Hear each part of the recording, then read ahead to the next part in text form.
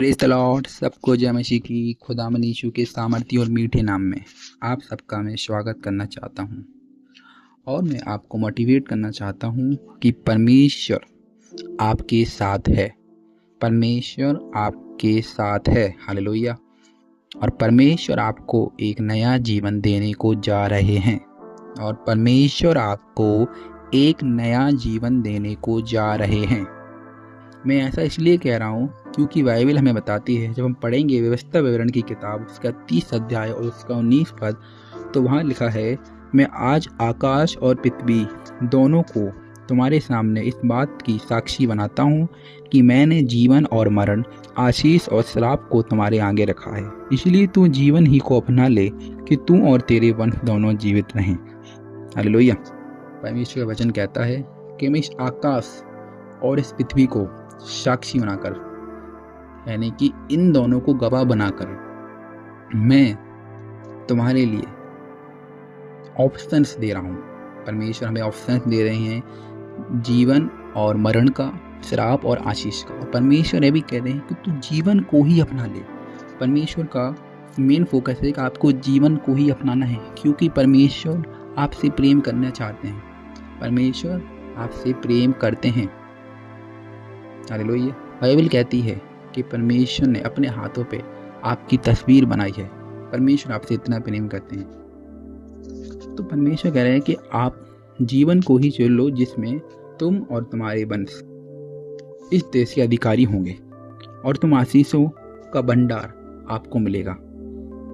और आगे लिखते हैं 20 पद में, इसलिए अपने परमेश्वर यहोवा से प्रेम रखो और उससे लिपटे रहो और उसकी बात मानो। हालेलुया। हमें सबसे ज़्यादा प्रेम अपने परमेश्वर से करना है। बाइबल की यह सबसे बड़ी आज्ञा भी है।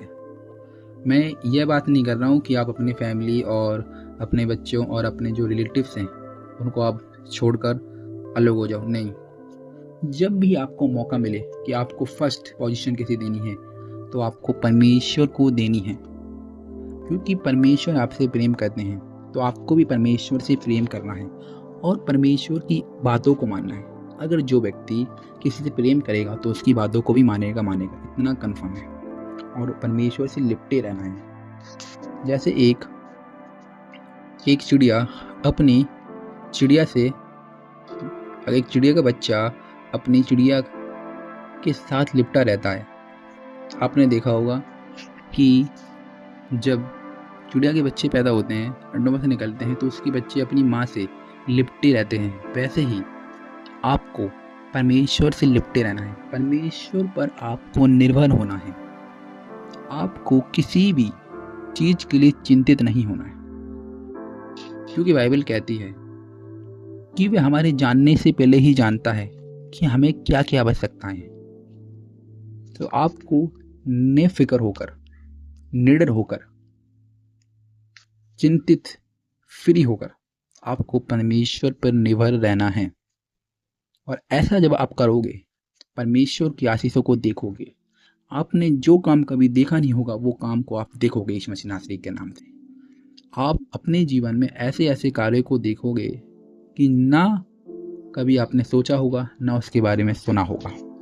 और आप उस देश में बसे रहोगे जिसको परमेश्वर ने आपको दिया है। आप उस कनान देश में बसे रहोगे जहाँ दूध और मधु की धाराएं बहती हैं। उस आशीषों के उत्तम देश में बसे रहोगे जहाँ परमेश्वर की आशीष ही आशीषें हैं और कभी आपको किसी चीज के लिए टेंशन नहीं होगा। परमेश्वर आपको सुख चैन देगा। आप ऐसे देश में बसे रहोगे। बस आपको केवल क्या चुनना है? जीवन ही चुनना है। अगर जीवन चुनोगे तो परमेश्वर की आज्ञा उसके साथ ही आती है, क्योंकि जीवन, अगर जो व्यक्ति परमेश्वर को ग्रहण करता है तो उसके साथ साथ उसकी आशीषें भी आती हैं। ये दोनों कॉम्बो में आते हैं, ये दोनों अलग नहीं आ सकते। जैसा आप रिचार्ज करते हो तो आपने देखा हो कि आपको इंटरनेट का रिचार्ज कराना पड़ता है और उसके साथ आपको कॉलिंग का ही मिलता है। ऐसा नहीं आप कॉलिंग का करो सिर्फ और इंटरनेट का ना लो, ऐसा नहीं है। दोनों कॉम्बो में ही आएंगे। इसलिए मैं बोल रहा हूँ कि आप जीवन चुनोगे तो आशीष आपके साथ ही साथ हैं, और आप मरण को छोड़ोगे तो श्राप आपके साथ ही साथ। चुनना आपको है कि आप क्या चुन रहे हैं। तो मैं आशा करता हूँ कि आप समझ गए होंगे। आमीन।